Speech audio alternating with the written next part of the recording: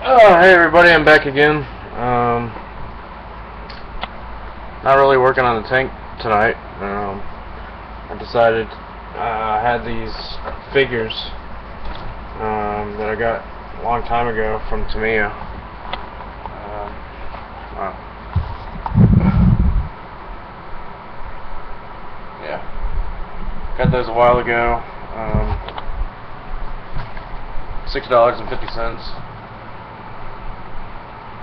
So decided I figure I could build them, and I'm not sure if I'm going to build a diorama for this Panzer IV or not, but I don't know, just something different, change of pace, until I figure out a halfway decent way of making these idler wheels or return rollers for this Panzer IV to replace the ones I lost. So, some of these I already got the primer coat on. We're gonna focus. There we go. Well, nope. There we go. So, this webcam isn't very good. It's pretty old, but and it works all right for like talking to people on like video chat or whatever, but as far as recording videos, it's not very good. So for the base coat, I decided to go with white, just because I thought black might, I don't know, it might be a little too dark for all the colors I'm going to be painting it. It's going to be a camo pattern from 1943. For the 2nd SS Division, which is a tricolor. So I'm using this stuff here for the base coat.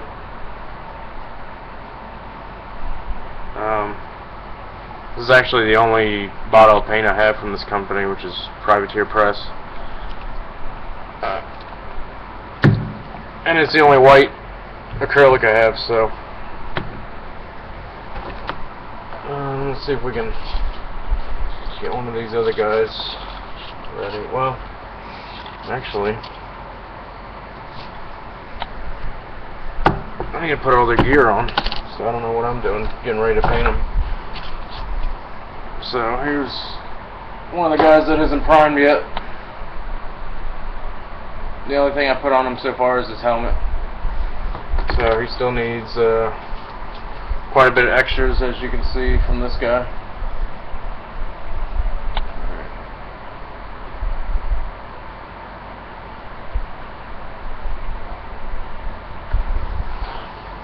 So let me see if I can put that on quickly. I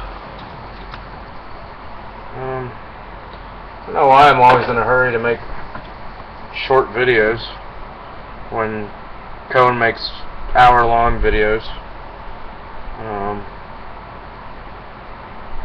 And I noticed in a few of his videos, he's not really, I don't know, he kind of stops what he's doing just to continue on what he's talking about, which there's nothing wrong with that. I don't know, I guess it's just not, it's not really how I make my videos. And I love his videos, but I don't know, I guess I'm just so used to videos where there's always something going on. But I don't know, in a way it's kind of nice that he, you know, stops what he's doing and finishes what he's saying, because a lot of times I watch his videos and while I'm working on something, so I don't necessarily have to watch what he's doing, because a lot of the time, or some of the time, he's just sitting there talking about whatever he's talking about. So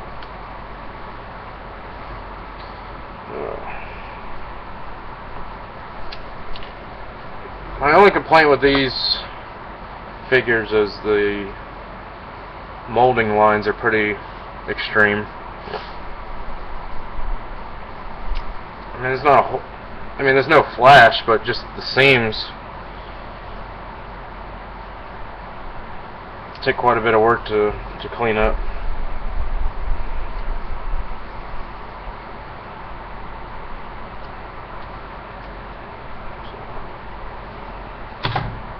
And I use these side cutters to pretty much remove everything off the sprues.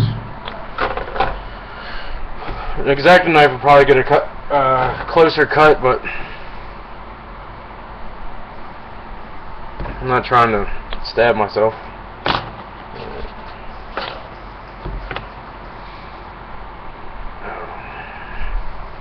I guess it would save me from having to do all this sanding, but it's not really a big deal to me.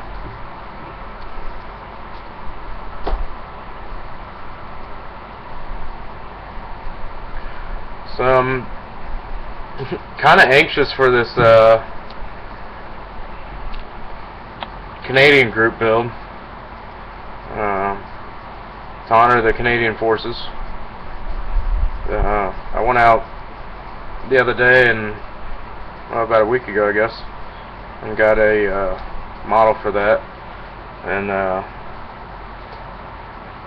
don't know, I just wasn't thinking, but I opened the box and I was going to start working on it, was reading through the instructions, and then I thought to myself, well, geez, you know, the build doesn't even start till November 11th, which at the time was like, what, 3 weeks away? So I don't know, I don't know if it's short attention span or what, but I can't just, like this Panzer IV, I've been working on for, off and on for, shoot, I started it over a year ago. So I don't know, I just can't keep working on the same thing constantly and keep interest in it. Well, I don't know, I don't really lose interest in it, it's just need more variety. So I gotta glue this little bayonet to this entrenching tool.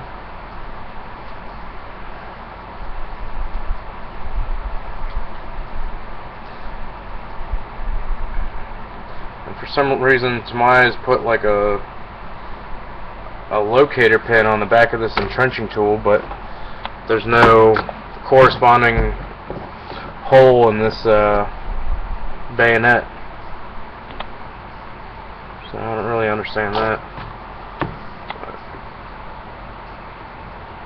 So I've just been sanding them down and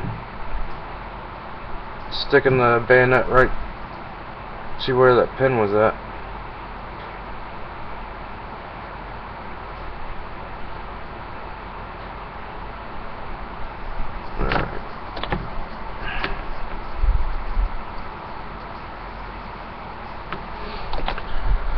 Let that sit for a bit. What else am I missing here? One more, which I believe is like some sort of pack that they kept all their rations in.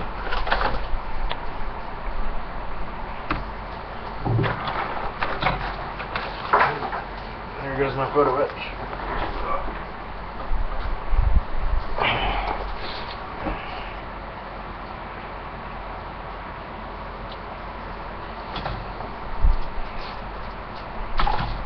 Yeah, I'm not sure exactly what this is called, but I'm sure it's got a fancy name I can't pronounce. Oh, and I dropped it.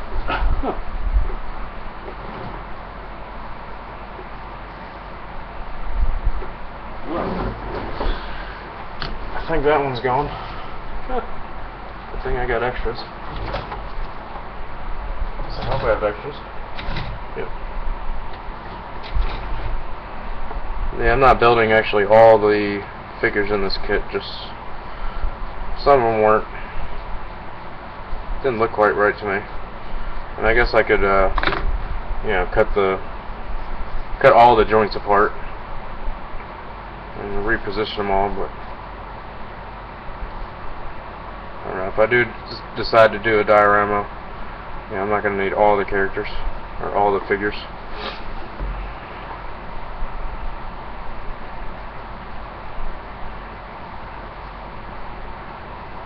Alright, I think we're about ready.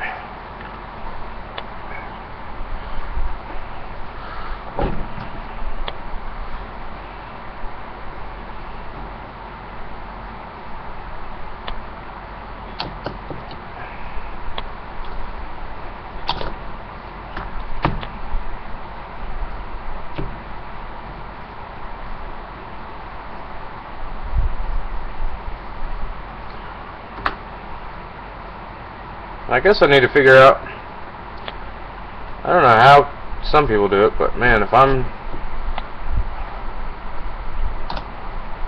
it's not that I can't multitask, it's just, because I do it quite often.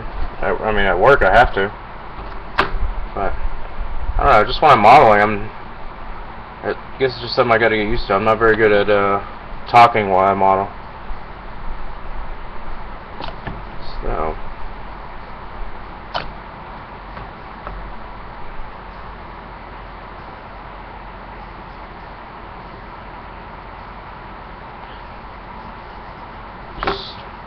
I guess one of the reasons is just not really sure what to talk about, and two, I guess I'm trying to pay attention to what I'm doing.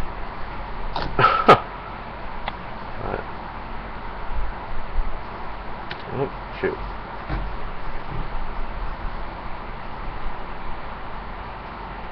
Oh, I'm putting that on backwards.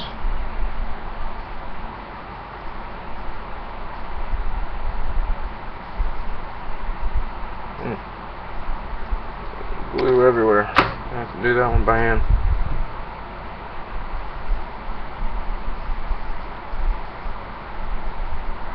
Alright.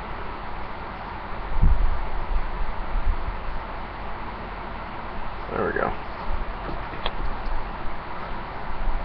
When I was building the other ones, I took quite a bit more time putting everything on. I'd put one piece on, let it sit, move on to another figure, put one piece on, move on to another one. Now I got some glue on this set of tweezers. Come on, flip over.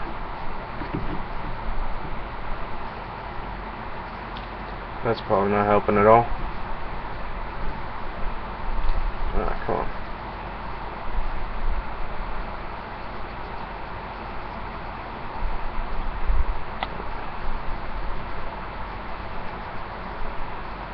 There we go.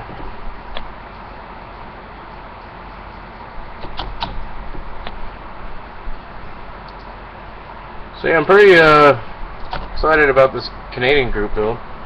Like I said, I was about to start building the kit, and then I realized, well shoot, the build doesn't even start till November 11th, which for me is quite a ways away.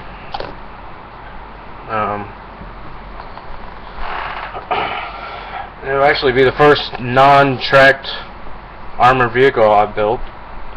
I built this Panzer IV, and I got a King Tiger that is pretty much finished, but sitting in a display case. So this will be interesting. Hopefully something. Well, it's definitely got quite a bit fewer parts than this Panzer IV model, which I think is like, I got the top here. Contains over 770 parts. So I think this Cougar I got for this group build is only something like, I don't know, 220 parts, or it might even be less than that. So sometimes, and I wouldn't say easy build, but less pieces is a welcome change.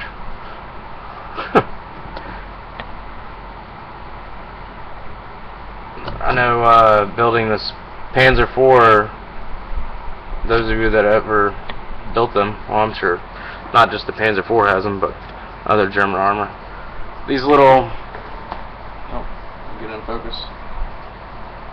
Anyways, these little tie downs on the top around the turret and around the vehicle, Dragon makes them two pieces. So, you know, getting them off the sprue is hard enough. and then getting them glued together, you know, in the right position is another task. And I think this one's got like 10 of them on it, or 8, or something like that. And they give you a bunch of extras, and I ended up screwing up, you know, after I screwed up so many, I had just enough to finish, you know, what I had to put on there for the, you know, this kit. So, I mean, the detail's nice, but I don't really understand, you know, why do you need to make it 2 pieces? You know, the detail might be a little bit better, but on something, you know, that's the size of a, jeez, not much bigger than a pinhead. I mean, how much detail do you really need?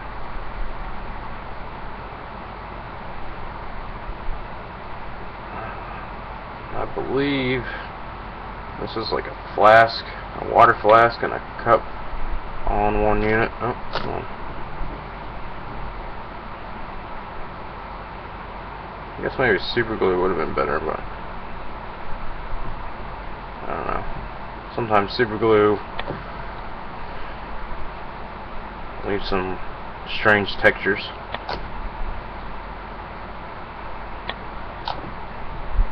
Once it dries up.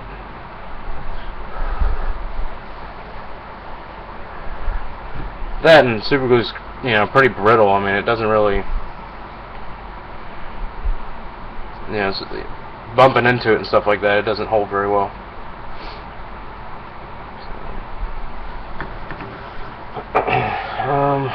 Let's see, I'll put a little ammo pack on this guy.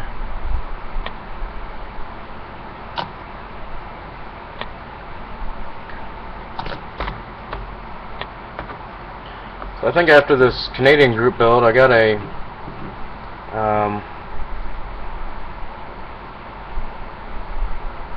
Sherman tank I need to build, and for some reason I remember kind of cannibalizing the kit, which I don't know why I would, because I haven't ever built any American armor before.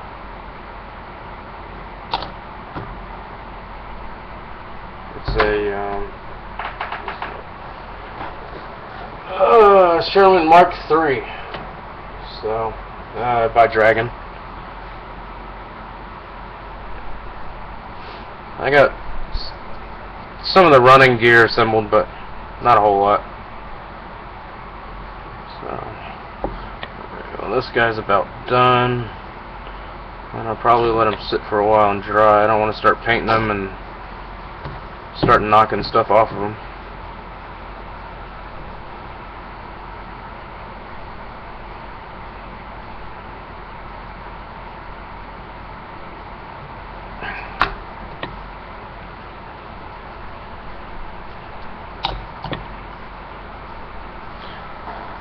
Oh man, and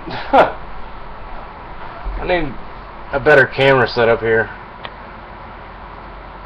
so that way I can realize, you know, have like a X or something on here. Hey, this is where you need to be at, so people can actually see what the heck you're doing. Well, it's not very interesting work, so I'm not really sure how much y'all miss, but it's not very interesting. Well, at least not to me. I mean, yeah. Let me move the lights here. And for some reason, in all those other videos, like the lights look really yellow in the videos I posted. They're not yellow at all, actually. So I don't. It's probably just the camera. I know the 2 videos I did with the GoPro, or at least one video I did with the GoPro. The GoPros aren't really meant for indoors lighting. They don't do well in artificial lighting. So all the old videos I did of the Panzer IV build, I was using a program, Adobe Premiere Pro, and it's got all sorts of, you know, auto color, auto balance, you know. Basically took a video that looked pretty amateur and, you know, make it look halfway decent. So this guy's pretty much all all done. I'm probably gonna paint the weapons separately. I don't know. It just seems like it'd be a little easier to paint them all separate. Just the weapons separate. I don't know if I'll glue those on, or I'll probably end up gluing them on. Or most of these guys, except for this guy actually, they'll be able to hold their weapons without any glue. This guy, he's just going to be holding it, and the stock is going to be resting against the ground. So, alright, well, I think that's about it for tonight. Hopefully I'll get some more videos done soon, and figure out a better way to do videos, so that way, all the work I'm doing isn't out of sight, and you're not just hearing my mouth talk. But anyways, guys, thanks for watching, and we'll see you soon.